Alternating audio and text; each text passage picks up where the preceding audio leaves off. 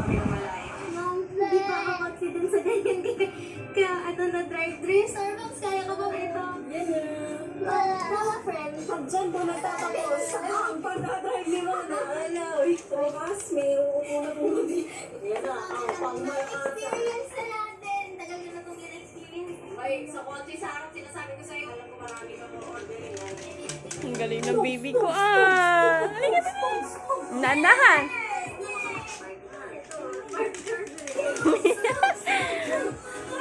Ang galing ah. Oh, haba ano na.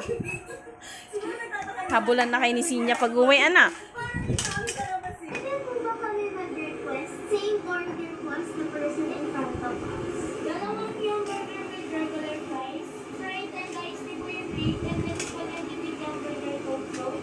And then isang one piece burger steak na soda lang. Okay lang po ba birthday party? Yes.